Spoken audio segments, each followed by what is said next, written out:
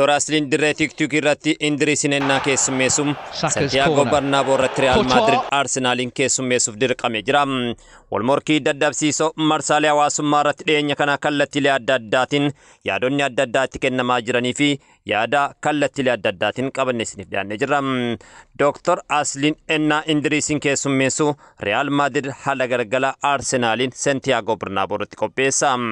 Yenga tapha daddabsiisoo marsaalee hawaasummaa irratti dhiyeenya kana geggeeffaman keessaa Dr. Aslii fi Indiris jidduutti walmorkiin geggeeffamu gamanumaatiin dhaltoota adda addaatiin yaadonni adda addaa kennamaa jira.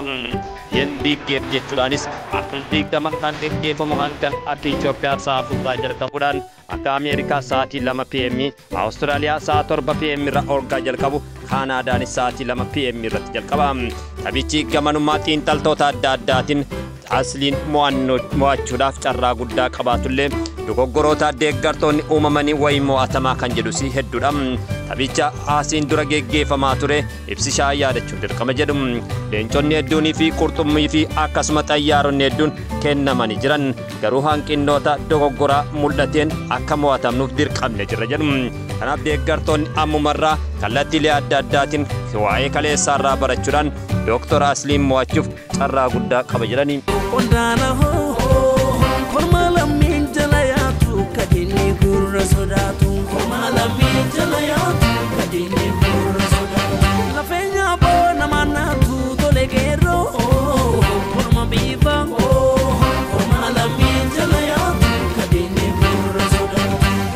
Deeggartoonni adda addaa kallattiilee adda addaatiin xiinxala isaanii kaa'aa jiranii taphichi baay'ee ulfaataadha. Keessaayyuu biyyoota baha Afrikaatii tiktokaroonni lamaanuu kan jedhu yaadonni adda addaa darbanii jiranii. Kun ammoo darbii walii akka isaan gatuu fi taphichi gamanumaa akka eegamu goosee jira jechuudha. Namoonni adda addaas yaada isaanii laatanii jiran jechaadha.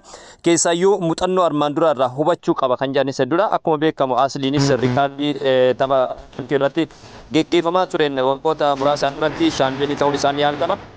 Indiriisis salphaatti kan ilaalamu fi walmorkii isaan hedduu irratti hirmaa'uun isaa waayyaa ta'uudha. Tapha dhaabbachuun taphichi kun of eeggannoodha. Deeggartoonnis taayim liimitii yookaan sa'aatii murteessaa irratti waan qaban kennuudhaan akka jabeessan kan jedhu koomentiileen hedduunis barraa jira.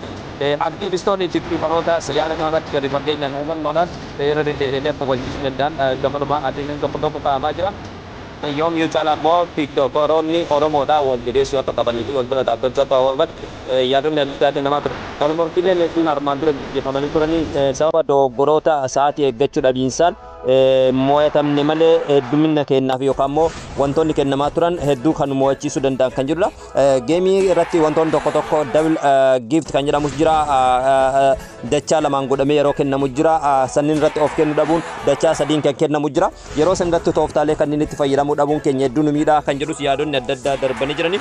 Kanarratti immoo of eeggannoon guddaan akka godhamuu qabuu fi deeggartoonnis dhimma kanarratti gadi fageenyaan jabaachuu akka qaban waan darbirraa akka barachuu qaban kan jedhu yaan darbee jira. Taphichi tapha murteessaadha. Akkuma beekamu biyya gaanfa Afrikaatii akkuma beekamu lamaanuu kan geggeeffamu jechaadha. Tiktokaroota baha Afrikaa keessaa jajjaboo jiran keessaa isaan tokkodha. Asliin mo'achuuf carraa guddaa akka qabu hirmaannaa hawaasummaa keessa gataa ture. Sagantaalee gargaarsa adda addaa qopheessaa kan turee fi yeroo dheeraaf immoo morkii kanarraa fagaachuun isaa taphicharraa fagaachuun isaa tapha kana mootu tapha xumuraa ta'uu danda'a. Taphicha kanarratti mootu mo'annaan akka galmeessu abdiin qabna kan jedhan parsantiin guddaan dubbatamaa jira. Taphichi kun dhugaa dubbachuuf tapha baay'ee murteessaadha. Deeggartoonnis kanumarra dhaabbachuudhaan kallattii danda'ameen akka deeggaran yaamichi godhamee jira.